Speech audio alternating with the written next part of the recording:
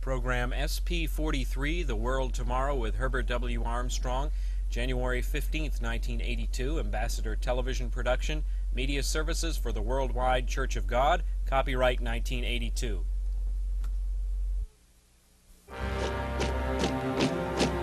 Who will solve the Middle East crisis? After years of conflict, the Middle East is still an enigma of insoluble problems, a web of impossibilities.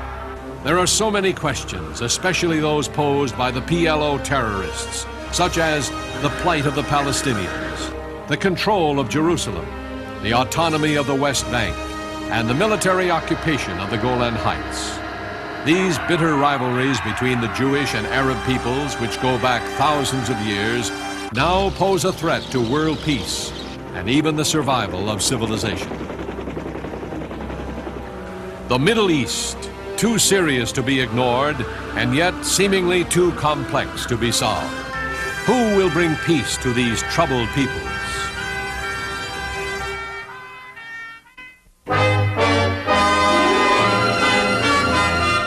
The World Tomorrow. The Worldwide Church of God presents The World Tomorrow with Herbert W. Armstrong.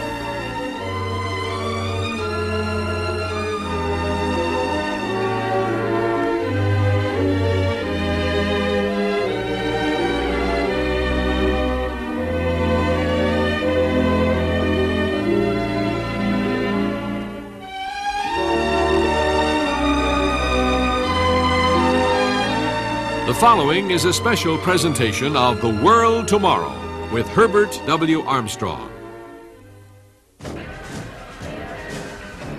Of all world troubled spots, the Middle East is the one that poses the greatest threat to peace. The major powers are finding themselves increasingly helpless to resolve this long-standing conflict between the Arabs and the Jews. Arab nations have vowed to destroy Israel. The Jews, a people with bitter memories of the Holocaust, have declared that they will defend their territory to the end. Central to the Middle East conflict is the belief of both Arab and Jew that God is on their side. Consequently, Jerusalem is considered a holy city to both. Arab nations demand the return of East Jerusalem to their control. Israel's answer, never. And so the crisis continues. Armies face each other across disputed borders. In strike and counter-strike, both sides retaliate acts of aggression, while terrorists take a heavy toll on a helpless population. The list of injured, maimed, and killed grows, with no end in sight. And now, for the last 10 years, another weapon has been added to this age-old conflict: oil. For the largest single concentration of the world's known crude oil reserves lies buried beneath the sands of these desert nations. Thus, the major powers around the world now hold an even more critical interest in the events of this area. Europe, Japan, the United States, and Russia all anxiously watch, for from this region flows the lifeblood of these industrial nations. Suspicion, hatred, terrorism, and aggression all have become a way of life in this volatile area. 4 times in recent years, the world held its breath as the Middle East exploded. The conflagrations temporarily subsided, but the antagonism still seethed. No one, it seemed, would be willing to take the first step toward peace. Then, in 1977, Egypt seized the initiative. Egyptian President Anwar Sadat, in a historic visit to Jerusalem, spoke to the Israeli Knesset and declared peace instead of war.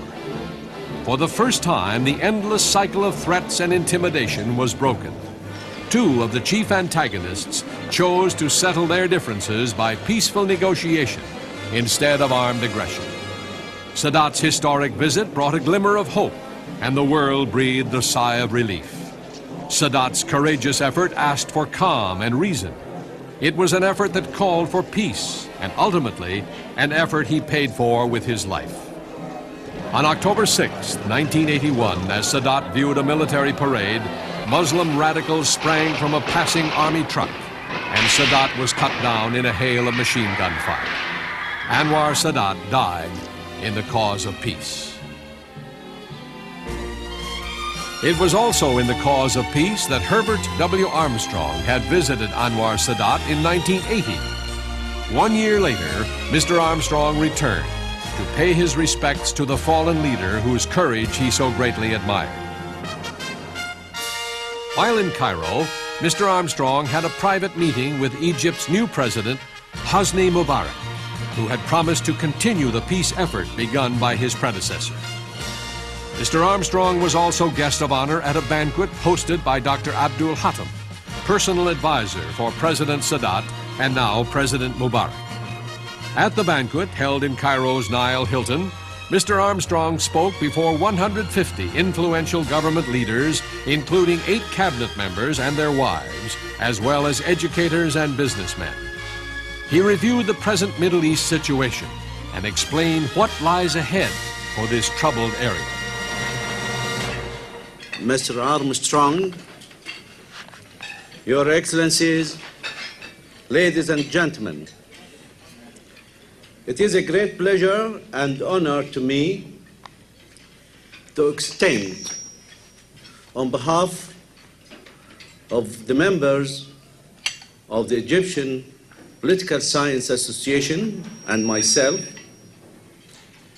our heartiest welcome to Mr. Armstrong here in our ancient city of Cairo.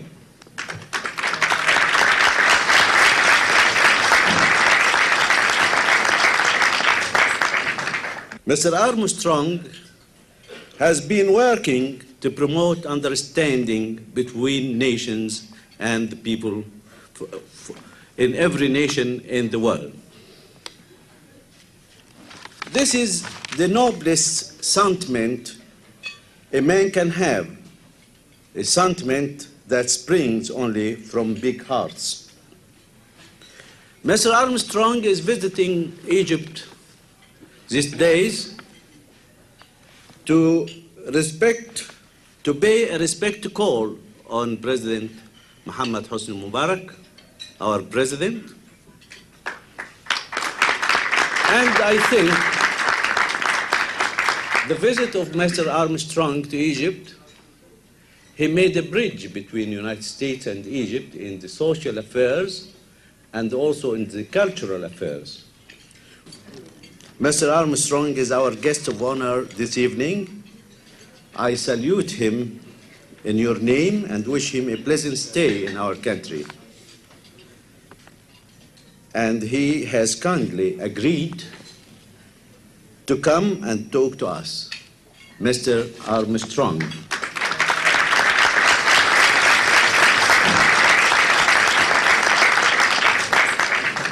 Well, ladies and gentlemen, good evening. I spoke to many of you, I think, a year ago, just about a year ago, in the ballroom downstairs in the same hotel. And at that time, I told you that the world is in a very serious crisis, that I had come with a very serious message, that I had come a long way to deliver it. That crisis has continued. In fact, it's worsened. And I'm here to tell you that it's going to worsen even more before it gets better, but world peace is coming. Now, I have more to say.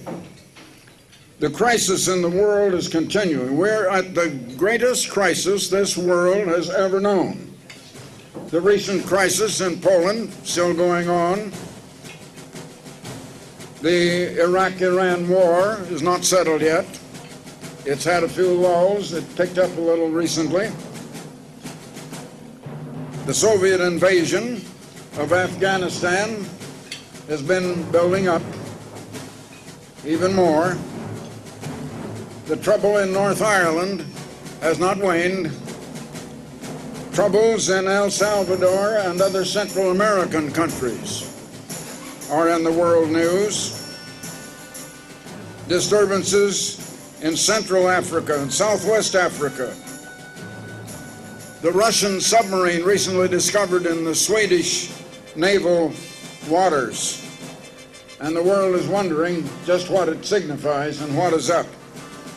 Now, the attempted assassination of our President Reagan, since I was here last year, the attempted assassination of Pope John Paul II, and now the assassination of the man I counted as my very good friend, your President, Anwar Sadat. We're facing a very serious times, and we need to pay attention. We need to realize it, because there is a cause for every effect.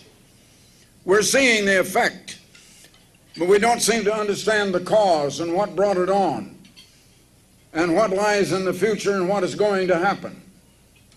So I do ask you to pay close attention tonight, because I have a very important message for you. A year ago, in a conference with your President Sadat in the Giza Palace, he showed me plans for the peace project at Mount Sinai. And I told him that we would be happy through our foundation to contribute and to assist in it annually. And I have come this year and had a conference day before yesterday with your new President, Mubarak, and delivered to him the second installment of our pledge to this peace complex. And he assures me that he's going to continue it, that he will continue the peace efforts that were made at Camp David between your country, Israel, and the United States. Now, this peace project that President Sadat showed me the plans of it, will sort of symbolize peace by the three religions of the three countries. It will contain, as perhaps you know already, a mosque, a synagogue, and a church representing the three religions of Egypt, or the Arab world, of Israel, and of the United States, and the Christian world. This peace project is not going to bring peace. The Camp David talks that are continuing, and that President Mubarak assures me will continue, are not going to bring immediate peace. They are a prelude to it. We should seek peace. President Mubarak told me just day before yesterday, I mentioned how President Sadat had risked his life and finally had to give it. And he had no motive, he could have had no motive, but the unselfish motive to promote peace. He had everything to lose. He had nothing to gain for himself personally. He had nothing to gain for his political position or for this country. Only peace. Now, if I may say so, that takes courage. And I want to make a salute tonight to Anwar Sadat for the greatest courage that I believe any leader has exercised in my lifetime in this world. I am glad now that I told him a year ago that I respected him very, very highly, and that I meant it from the heart.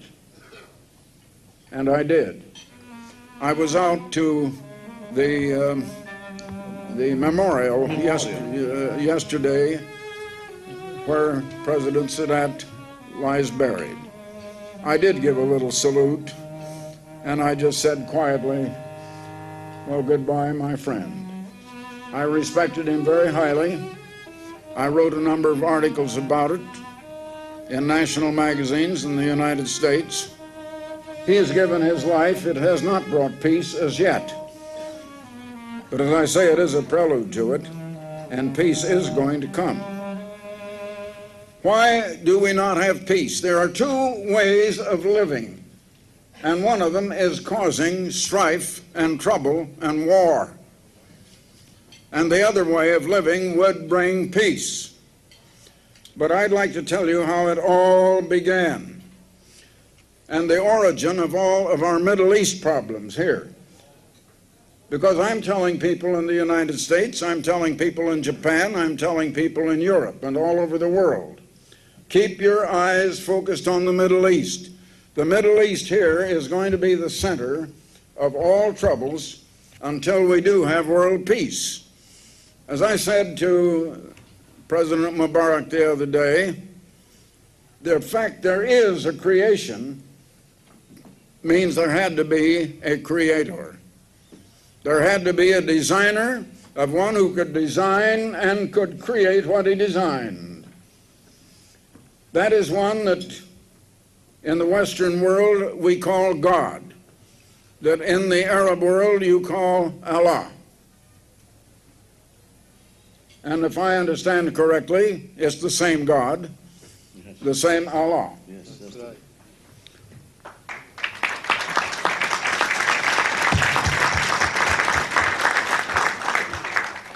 So I would like to tell you what He, Allah, is going to do for the Arab world and for the peace of all mankind.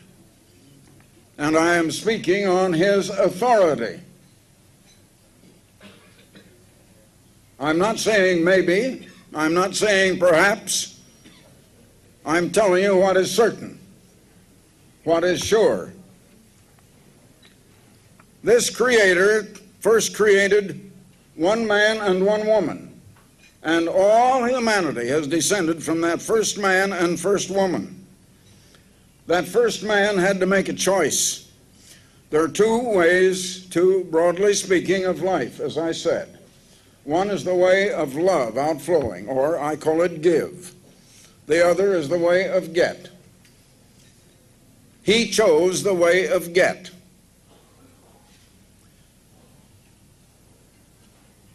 And humanity has been traveling that road ever since. People have been living that way, grasping for power, grasping for material goods, material riches. I love me. I don't love anybody else. I want to compete with everybody else. I want to take from others. I want to get from myself. I want to exalt myself. Now that is what we call human nature. And human nature is really self-centeredness. And so we have in this world, especially in the case of those who desire leadership, a lust for power. That will cause coups and planned coups to overthrow a government. That's apparently what you had recently in the assassination of President Anwar Sadat. And as long as there's a struggle for power, and men want power to themselves, instead of being unselfish and wanting to share and thinking of the good of all, we're going to have trouble and war. But in the course of time, there was a man who was willing to turn to the way of give and willing to obey God, whom you call Allah, the Creator.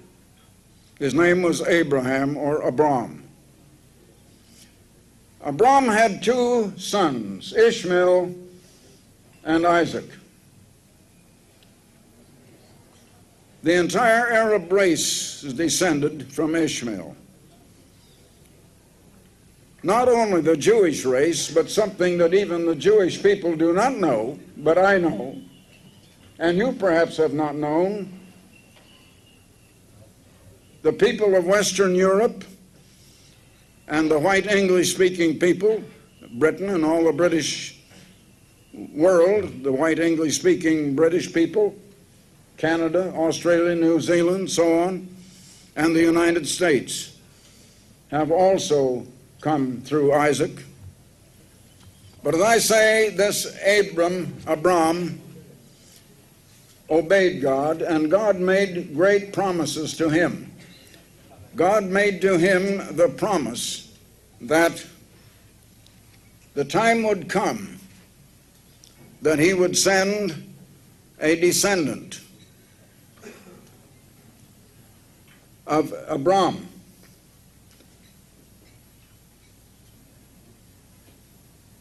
A great prophet who would come to rule the world, would come in all the power of the Creator God and the authority, and would come in great love for all mankind, and is going to come and establish that worldwide government. The Jews have been looking for a Messiah. They don't know that that Messiah did come as a human prophet. The Islam religion recognizes Jesus Christ as one of the prophets. He did come, but he came as a human prophet. And he came with a message, which is good news. The good news of this one world government that is going to come. The Jews rejected him. He came to his own Judah, the Jews, and they did reject him at that time. They were looking for him to come as the great God to deliver the whole world. And he did not come that way. He came as a prophet. But God Almighty is going to send him in all the power and the glory of the great God. And he's going to rule over all nations. And I have come here to tell you that it is going to happen in our generation. Out of it all, peace is going to come. And it's going to come because he's going to establish one world government and rule all nations. And all nations are going to be ruled in love.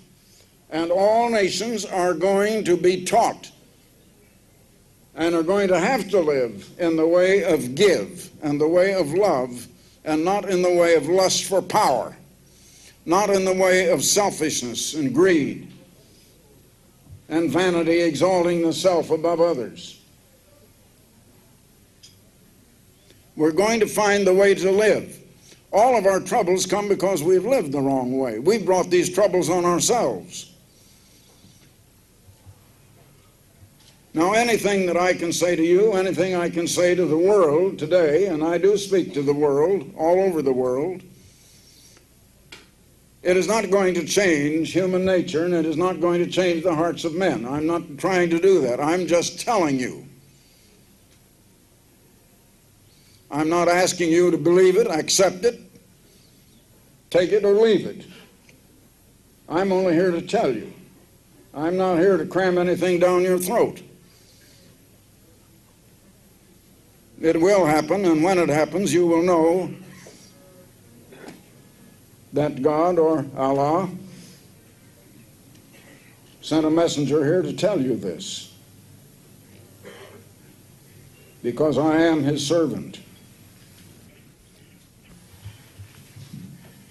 And it is going to happen in our time.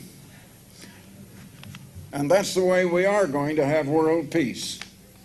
And I'll tell you, your President Sadat has not died in vain after all.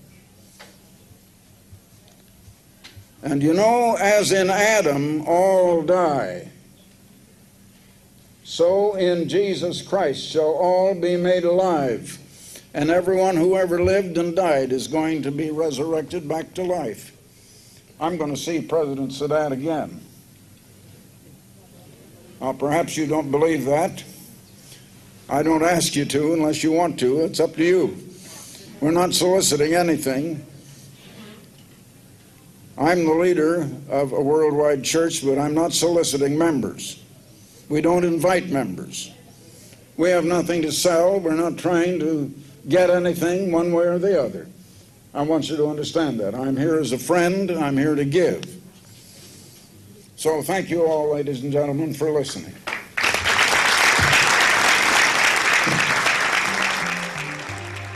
While speaking to the Egyptian leaders at the banquet in Cairo, Herbert W. Armstrong offered to send them this special February issue of The Plain Truth, a magazine of understanding. Mr. Armstrong would also like to offer you, the viewers, this special issue, which features a cover story and lead articles on the new Egyptian President Hosni Mubarak and the Middle East crisis. In his personal, Mr. Armstrong discusses his meeting with President Mubarak and examines the prospects for peace in the Middle East. Another article in this special issue, Egypt After Sadat, How Peace Will Come to the Middle East, answers the question, do peacemakers stand a chance in the strife-torn Middle East? Or did President Sadat die in vain? The personal profile, Hosni Mubarak, new man at Egypt's helm, takes a close-up look at the new leader of this ancient country, which is destined to play an important role in future Middle East events. Another article, The Plain Truth, A Look into the Future, shows how for 48 years this magazine predicted major world events based on Bible prophecy. This gives a dimension that no other magazine can provide. Watch France examines Socialist President Mitterrand's reconstruction of the entire French society. Not since the days of Napoleon have such far-reaching changes been set in motion. Will 1982 be the year of violence? Herbert W. Armstrong not only answers this question, but reveals a sure way for the world to have peace. You need to read these articles in The Plain Truth, a magazine of understanding. There's nothing else like it. It's priceless. Money can't buy it. It's worth more than money. And yet there is no subscription price. The Plain Truth is a mass circulation magazine printed in 5 languages with 4 million subscribers worldwide. If you're not already a subscriber, request your free subscription to the Plain Truth magazine today, starting with this special February issue on the Middle East. It's free of charge with no obligation. Send your requests to Herbert W. Armstrong, Pasadena, California, 91123. That's Herbert W. Armstrong, Pasadena, California, 91123. Or call toll-free 800-423-4444. That's 800-423-4444. In California, Alaska, and Hawaii, call collect to area code 213-577-5555. That's 213-577-5555. If the lines are busy, please call again. The Plain Truth, a magazine of understanding.